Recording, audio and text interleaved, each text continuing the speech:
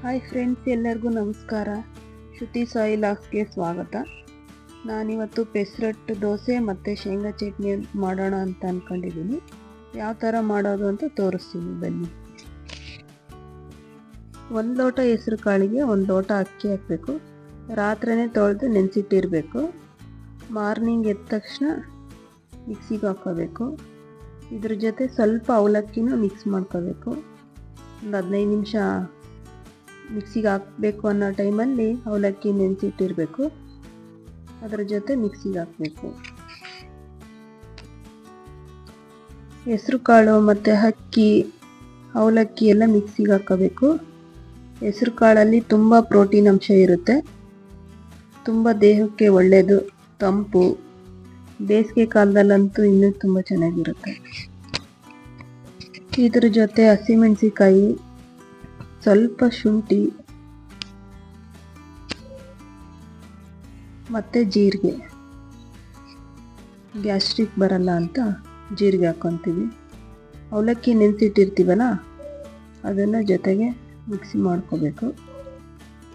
ಸ್ವಲ್ಪ ರುಚಿಗೆ ತಕ್ಕಷ್ಟು ಉಪ್ಪು ಹಾಕೋಬೇಕು.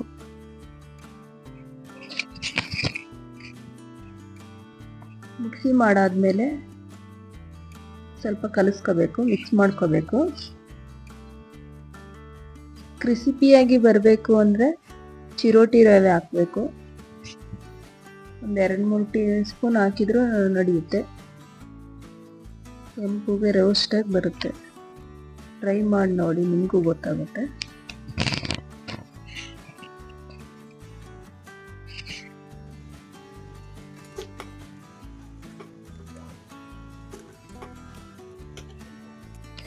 ವೀಕ್ಷಕರೇ, ಈಗ ಶೇಂಗಾ ಬೀಜ ಚಟ್ನಿ ಮಾಡೋಣ. ಯಾವ ಥರ ಮಾಡ್ತೀನಿ ಅಂತ ತೋರಿಸ್ತೀನಿ. ಶೇಂಗಾ ಬೀಜ ಚಟ್ನಿ ಮಾಡೋಕ್ಕೆ ಮೀಡಿಯಮ್ ಫ್ಲೇಮಲ್ಲಿ ಇಟ್ಕೊಬಿಟ್ಟು ಶೇಂಗಾ ಬೀಜನ ಹುರ್ಕೋಬೇಕು.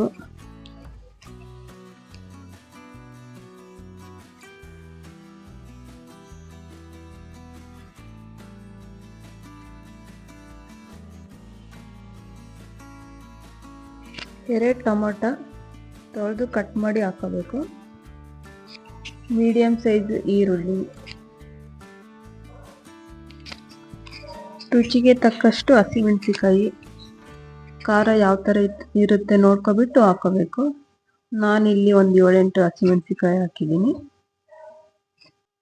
ನಿಮ್ಗೆ ಇನ್ನೂ ಖಾರ ಬೇಕು ಅಂದರೆ ಇನ್ನೂ 1-2 ಹಸಿಮೆಣಸಿಕಾಯಿ ಜಾಸ್ತಿ ಹಾಕ್ಬೇಕಷ್ಟೇ. ಸ್ವಲ್ಪ ಆಯಿಲ್ ಹಾಕ್ಬಿಟ್ಟು ಫ್ರೈ ಮಾಡ್ಕೋಬೇಕು ಮೀಡಿಯಮ್ ಫ್ಲೇಮಲ್ಲಿ. ಟೊಮೊಟೊ, ಈರುಳ್ಳಿ ಎಲ್ಲ ಫ್ರೈ ಆಗಬೇಕಲ್ವಾ, ಅದಕ್ಕೆ.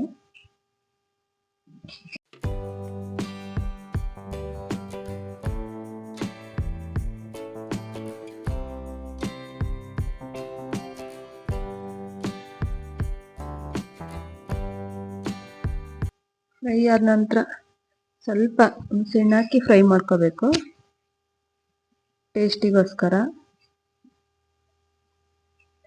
ಈಗ 1-2 ಬೆಳ್ಳುಳ್ಳಿ ಮತ್ತು ಒಣ ಕೊಬ್ಬರಿ ತುರಿದು ಅದ್ರಾಗೆ ಹಾಕಿರ್ತೀನಿ. ಸ್ವಲ್ಪ ಜಾಸ್ತಿ ಏನು ಬೇಕಾಗಿಲ್ಲ. ಈಗ ಮಿಕ್ಸಿಗೆ ಹಾಕೋಣ. ಬೆಳ್ಳುಳ್ಳಿ, ಶೇಂಗಾ ಬೀಜ, ಟೊಮೊಟೊ, ಹಸಿಮೆಣಸಿನ್ಕಾಯಿ, ಈರುಳ್ಳಿ, ಹುಣಸೆಹಣ್ಣು ಎಲ್ಲ ಫ್ರೈ ಮಾಡಿ ಇಟ್ಕೊಂಡಿದ್ವಲ್ಲ, ಅದನ್ನೆಲ್ಲ ಮಿಕ್ಸಿಯಲ್ಲಿ ಹಾಕೋಬೇಕು, ಜಾರಲ್ಲಿ. ರುಚಿಗೆ ತಕ್ಕಷ್ಟು ಉಪ್ಪು ಹಾಕೋಬೇಕು.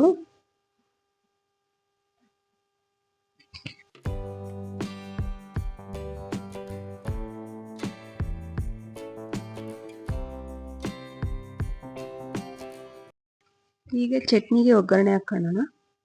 ಸ್ವಲ್ಪ ಎಣ್ಣೆ, ಸಾಸಿವೆ, ಜೀರಿಗೆ, ಕರಿಬೇವು, ಒಣಮೆಣಸಿನ್ಕಾಯಿ.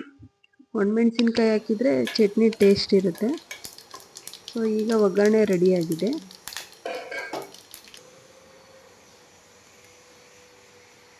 ಚಟ್ನಿ ರೆಡಿಯಾಗಿದೆ. ಚಟ್ನಿ ಚೆನ್ನಾಗಿರುತ್ತೆ, ನೀವು ಮಾಡ್ಕೊಂಡು ತಿನ್ನಿ. ಶೇಂಗಾ ಚಟ್ನಿ ಚಪಾತಿಗೆ, ಪೂರಿಗೆ, ದೋಸೆಗೆ ಎಲ್ಲದಕ್ಕೂ ಚೆನ್ನಾಗಿರುತ್ತೆ. ವೀಕ್ಷಕರೇ, ಈಗ ದೋಸೆ ಯಾವ ಥರ ಮಾಡೋದಂತ ತೋರಿಸ್ತೀನಿ.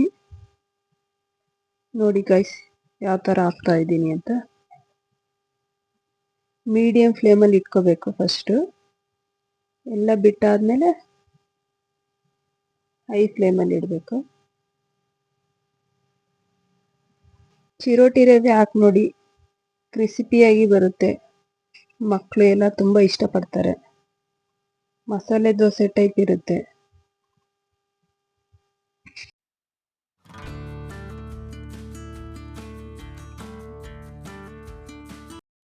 ಹೆಸರಟ್ಟು ದೋಸೆ ರೆಡಿಯಾಗಿದೆ.